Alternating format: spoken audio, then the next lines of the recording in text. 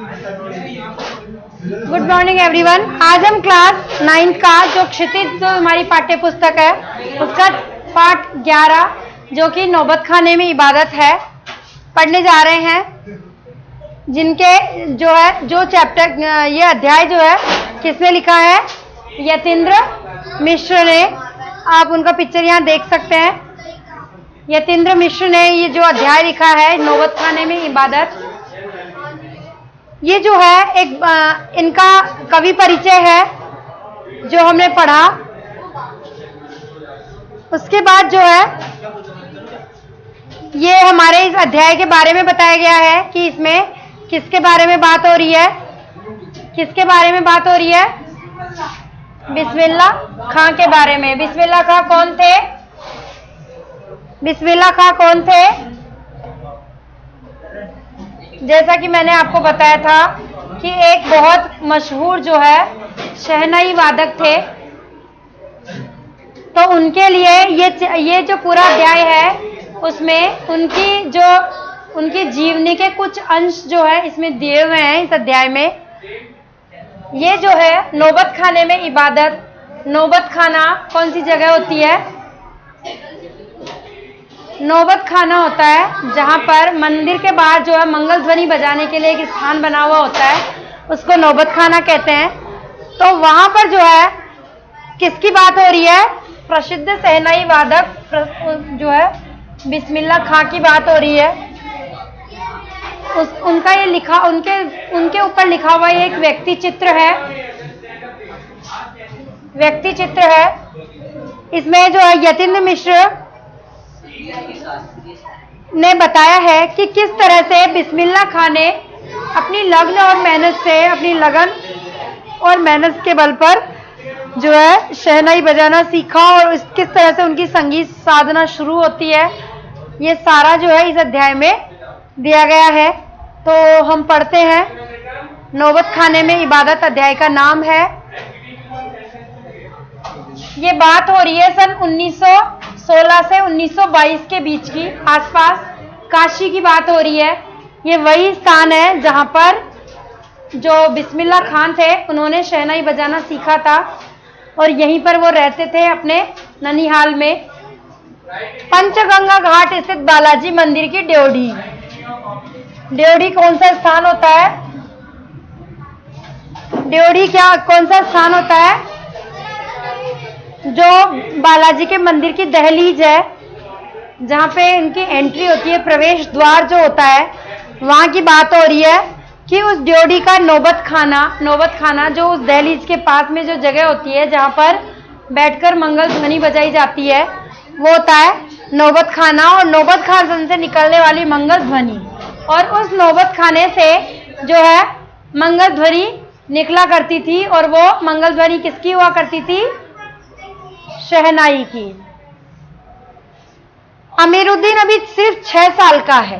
अब जो ये अमीरुद्दीन नाम का बालक है, यही जो है किसके बचपन की बात हो रही है? कौन थे अमीरुद्दीन? बाद में बड़े होके कौन बने? बिस्मिल्लाह खां। तो उनकी बात हो रही है कि जब अमीरुद्दीन सिर्फ 6 साल के थे और उनका बड़ा भाई कौन था?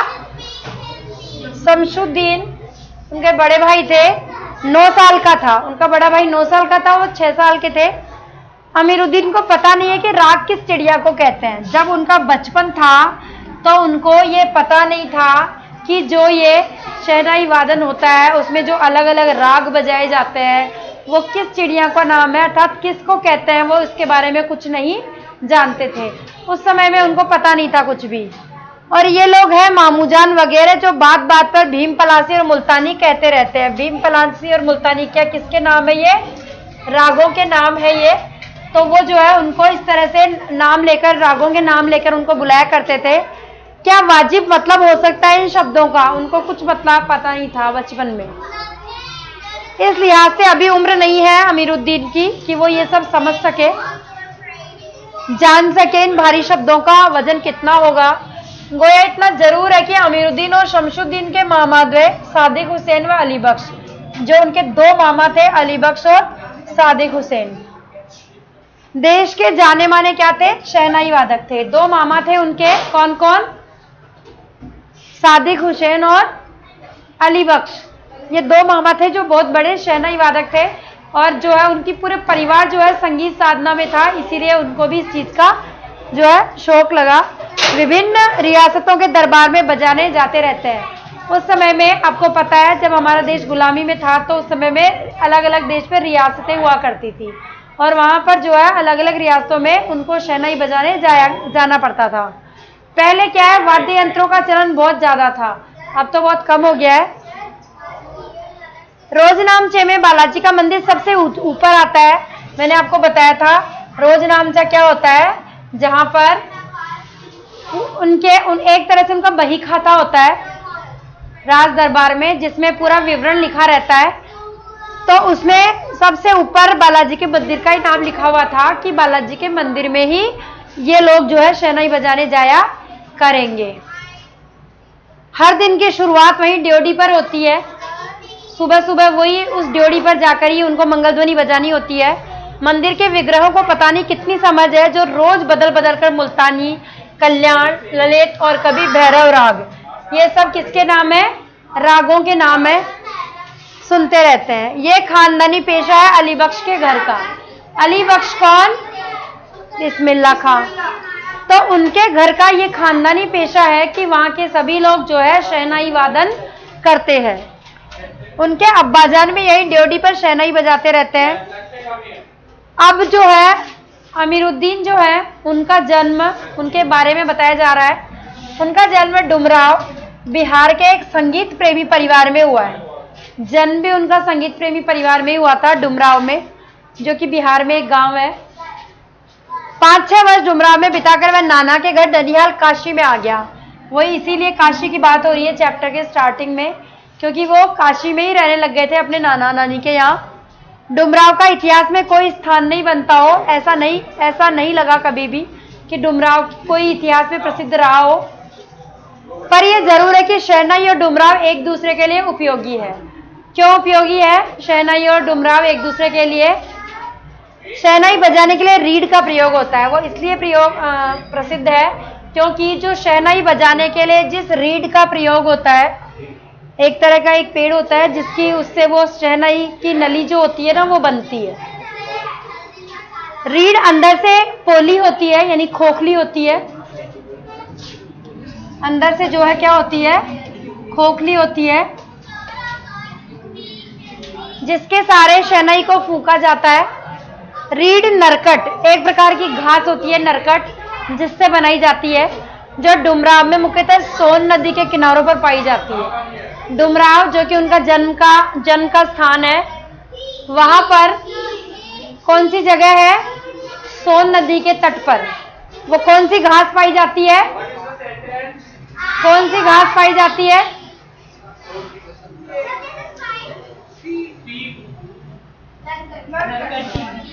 नरकट घास पाई जाती है।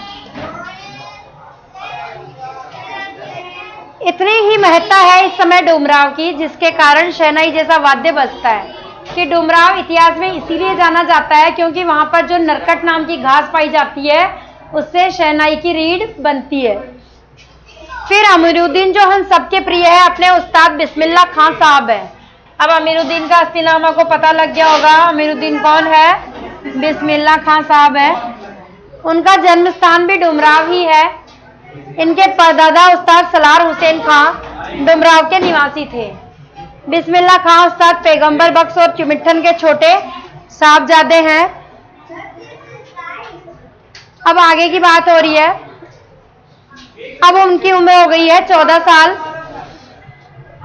मसलन बिस्मिल्लाह खां की उम्र अभी 14 साल है। वही काशी है, वही पुराना बालाजी मंदिर है जहाँ पे बिस्मिल्लाह खां को नौबत खां ने रियाज के लिए जाना पड़ता है। रियाज का मतलब क्या है? अभ्यास। हाँ, तो उनको अभ्यास के लिए जाना पड़ता है। मगर एक रास्ता है बालाजी मंदिर तक जाने के लिए।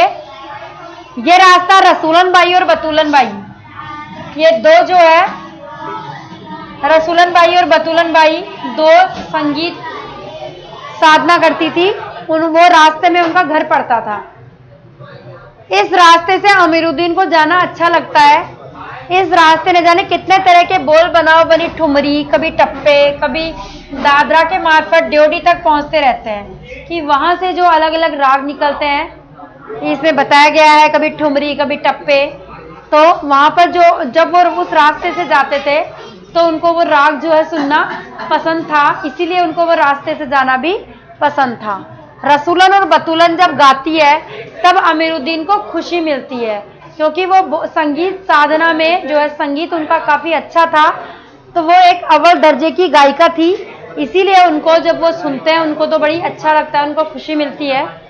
अपने ढेरों साक्षात्कारों में बिस्मिल्लाह खां साहब ने स्वीकार किया है कि उन्हें अपने जीवन के आरंभिक दिनों में संगीत के प्रति आसक्ति इन्हीं गायिका बहनों को सुनकर मिली है, कि संगीत के प्रति उनका जो रुझान हुआ है शायद वो रसूलन बाई और बतूलन बाई की वजह से ही हुआ है। एक प्रकार से उनकी अबोध उम्र में अनुभव की स्लेट पर संगीत प्रेरणा की वर्णमाला रसूलन बाई और बतूलन बाई ने ही उकेरी है। कहने का मतलब है कि उनके अबोध मन पर जो अमिट छाप छोड़ी उनमें मेन भूमिका किसकी है? रसूलन बाई और बतूलन बाई की। वैदिक इतिहास में शहनाई का कोई उल्लेख नहीं मिलता है। प्राचीन काल में वेदों के समय में शहनाई नाम का कोई वाद्य यंत्र नहीं हुआ करता था। इसे संगीत शास्त्रांतर्गत सुशीर वाद्यों में गिना जाता है। सुशीर वाद्य वो होते हैं जो फूंक कर बजाए जाते हैं।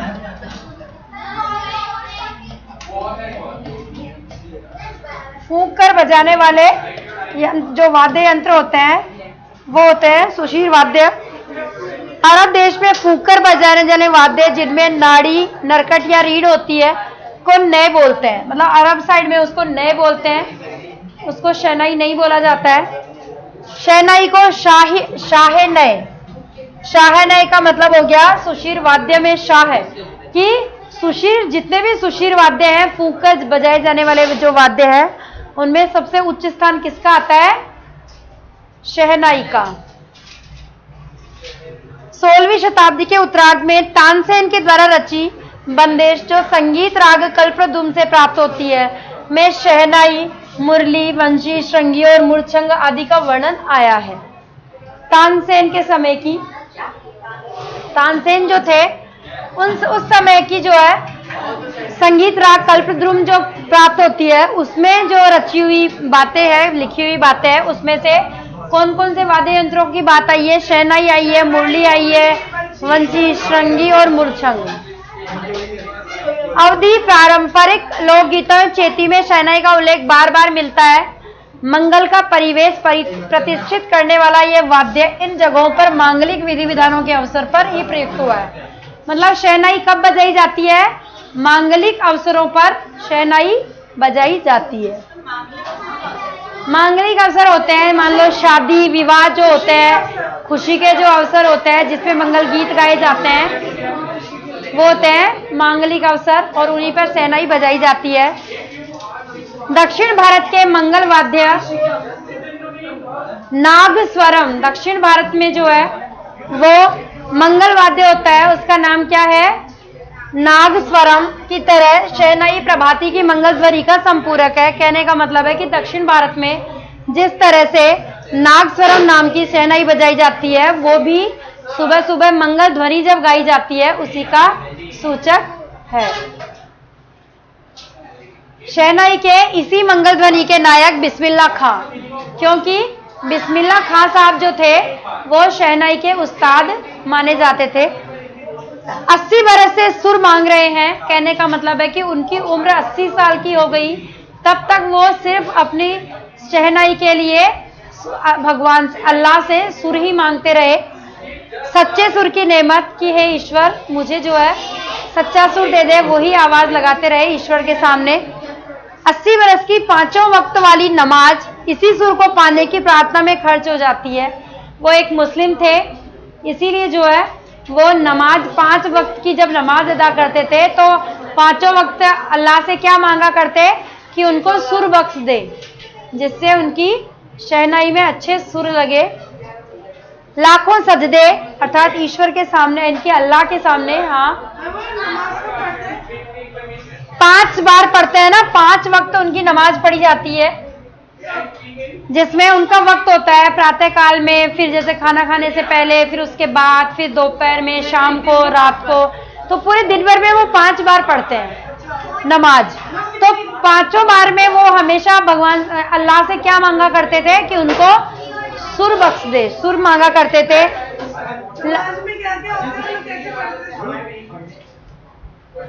लाखों सजदे करते हैं अर्थात भगवान के सामने, जैसे हम ईश्वर कहते हैं, भगवान कहते हैं, वैसे ही मुस्लिम अल्लाह कहते हैं, और वो सजदा करते हैं अर्थात अपने अल्लाह के सामने अपना सिर झुकाते हैं। इसी एक सच्चे सुर की इबादत में खुदा के आगे झुकते हैं। बार बार जो है एक सच्चे सुर को मांगने के लिए ईश्वर खुदा के सामने झुकते हैं, सजदे करते हैं।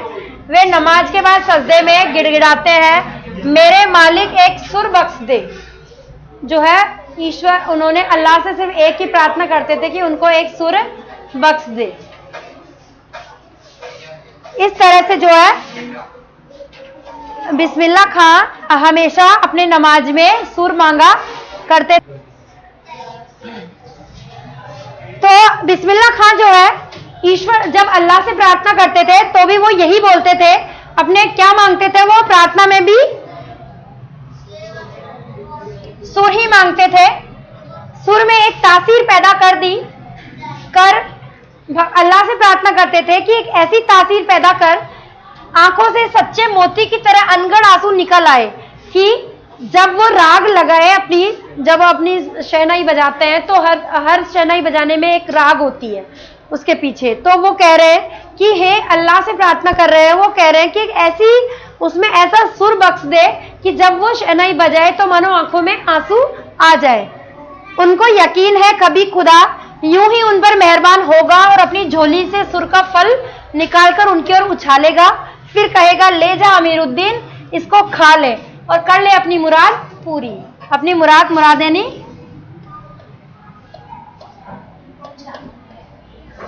अपनी इच्छा पूरी कर ले, क्योंकि वो हमेशा अपनी प्रार्थनाओं में क्या मांगा करते थे, सुर मांगा करते थे।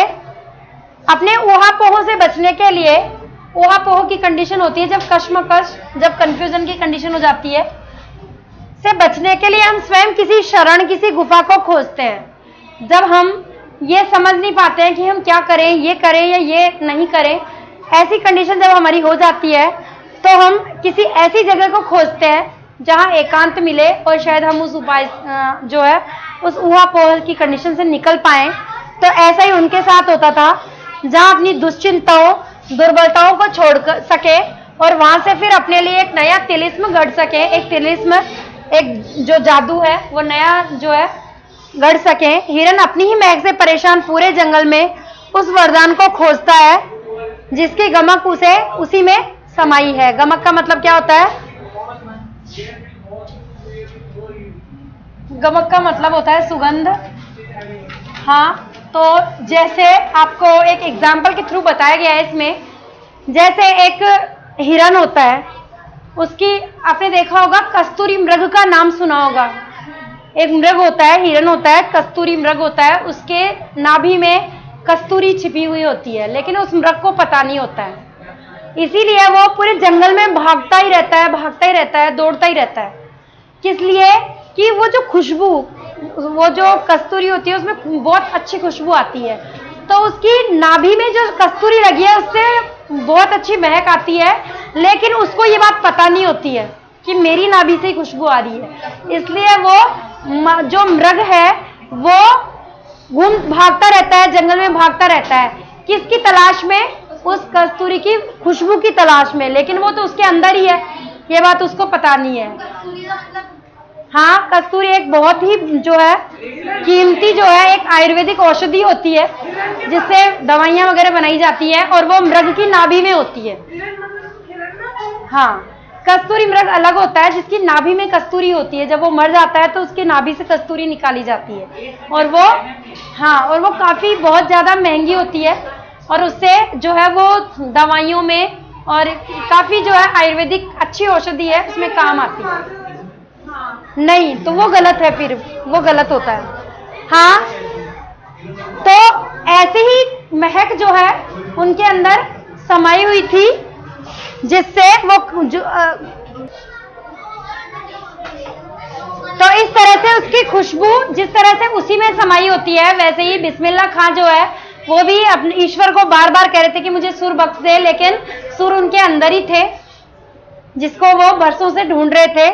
80 बरस से बिस्मिल्लाह खां यही सोचते आए हैं कि सातों सुरों को बरतने की तमीज उन्हें सलीके से अभी तक क्यों नहीं आई है, जबकि सुर तो उनके अंदर ही है।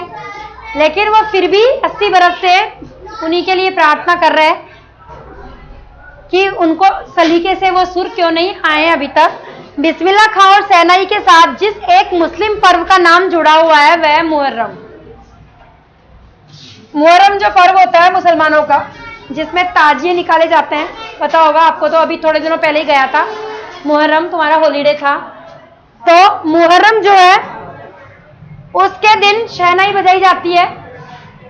मुहर्रम का महीना वह होता है जिसमें शिया मुसलमान, शिया और सुन्नी दो तरह के मुसलमान होते हैं। उसमें जो शिया मुस्लिम की बात हो रही है, हजरत इमाम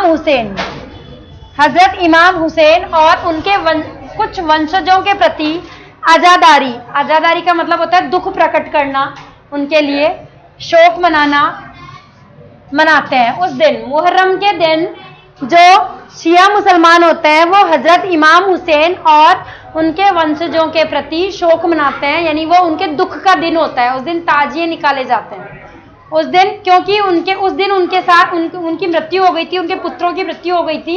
तो इस तरह से वो जो है दुख का दिन के रूप में, मातम के दिन के रूप में उसको मनाया जाता है मुसलमानों में। ये पूरे 10 दिनों का शोक, पूरे 10 दिन तक वो शोक मनाते हैं। उस समय में वे बताते हैं कि उनके खानदान का कोई व्यक्ति मुहर्रम के दिनों में न तो शहनाई बजाता है, न ही किसी संगीत के कार्यक्रम में शिरकत ही करता है, क्योंकि आपको बताया गया अभी कि शहनाई क्या है, कब बजाई जाती है, मंगल ध्वनि गाई जाती है ना उसमें, तो जब किसी मांगलिक कार्यों के अवसर पर बजाई जाती है। इसीलिए उन 10 दिनों में उनका परिवार उस शहनाई को नहीं छूता है। 8वीं तारीख उनके लिए खास महत्व की है। जो इस मुहर्रम वाले महीने की जो 8वीं तारीख होती है वो काफी इंपॉर्टेंट है इनके लिए। क्यों? इस दिन खान साहब खड़े होकर शहनाई बजाते हैं। वह दाल मंडी में फातमान के करीब 8 किलोमीटर की दूरी तक पैदल रोते हुए नोहा बजाते जाते हैं। ये भी इनका वाद्य यंत्र है। नोहा मतलब रोते हुए बजाते जाते हैं, क्योंकि वो उस समय शोक का टाइम होता है। इनकी उस समय में उनकी मृत्यु हो गई थी, उनके वंशजों, ये जो बता रहे ना हजरत इमाम हुसैन की और उनके कुछ वंशज जो थे, उनकी वजह से जो है ये शोक मनाते हैं, पैदल रोते हुए जाते हैं, मातम मनाते हैं। आपने देखा होगा जब ताजिए निकलते हैं तो वो लोग जो है अपने शरीर पर कोड़ों से और ऐसे मारते भी जाते हैं। ताजिए कभी निकलते हुए देखे हो तो आपने। इस दिन कोई राग नहीं बजता है। राग रागनियों की अदायका का निषेध है इस दिन। क्यों? क्योंकि ये मुहर्रम त्योहार कौन सा होता है? शोक मनाने का त्योहार होता है। इसीलिए उस समय में कोई शहनाई नहीं बजाई जाती। सीधे बैठिए। उनकी आंखें इमाम हुसैन और उनके परिवार के लोगों की शहादत में नम रहती है कि जिन लोगों ने अपने प्राण त्यागी है अपने वतन के लिए, ऐसे लोगों के लिए उनके जो है परिवार के लोगों की आंखें हमेशा नम रहती है उस समय में। और आजादारी होती है, यानी शोक मनाया जाता है। आजादारी यानी शोक मनाया जाता है उस समय में।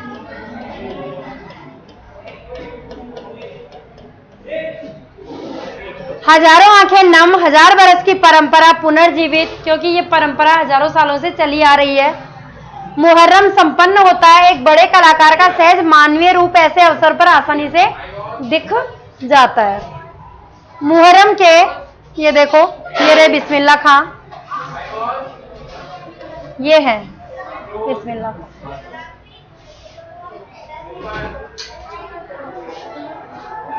मुहर्रम के गमजदा माहौल में, अर्थात जो दुख का माहौल होता है, उसमें से अलग कभी कभी सुकून के क्षणों में वे अपनी जवानी के दिनों को याद करते हैं। आगे की बात वो बता रहे हैं। वे अपने रियाज को कम, उन दिनों को, अपने जुनून को अधिक याद करते हैं, क्योंकि उनमें सीखने का जुनून था ना। और जब तक सीखने का जुनून खत्म नहीं होता, इंसान उसको बहुत उत्साह से सीखता है किसी काम को। तो उस समय में जब वो जवान थे, उस समय वो अभ्यास करते थे, तब उनमें बड़ा ही जुनून था कि वो शहनाई को अच्छे से बजाना सीखे। अपने अब्बाजान और उस्ताद को कम पक्का महाल की कुलसुम हलवाइन की कचौड़ी वाली दुकान और गीता बाली और सुलोचना को ज्यादा याद करते हैं। ये उनके समय के थे, उनकी बात बता रहे हैं कि वो हलवाई की कचौड़ी खाने जाया करते थे बचपन में। अब्बाजान और उस्ताद, उस्ताद उनके गुरु होते हैं, अब्बाजान उनके पिता, और कुलसुम उनसे ज्यादा तो जो है किसको याद करते हैं, जहां वो कचौरी खाने जाया करते थे, उनकी दुकान के हलवाई को, और गीता बाली और सुलोचना को, जो उनकी साथ की जो है सखियां मित्र रही होंगी, उनको ज्यादा याद करते हैं। कैसे सुलोचना उनकी पसंदीदा हीरोइन रही थी। उस समय की जानी मानी एक्ट्रेस, आपको पता हो तो सुलोचना बहुत पुराने जमाने की हीरोइन थी। वो जो है वो उनकी पसंदीदा हीरोइन रही थी। बड़ी रहस्यमय मुस्कुराहट के साथ गालों पर चमक आ जाती है जब वो उनको याद करते हैं। खान साहब की अनुभवी आंखें और जल्दी ही खिस्स से हंस देने की ईश्वरीय कृपा आज भी बदस्तूर कायम है, यानी कि आज भी वो उनकी कृपा जो है, छवि जो है, आज भी हमारे सामने से हटी नहीं है।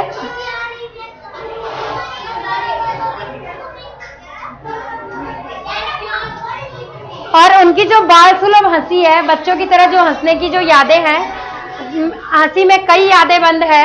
वे जब उनका जिक्र करते हैं तब फिर उसी नैसर्गिक आनंद में आंखें चमक उठती है। नैसर्गिक का मीन्स क्या होता है?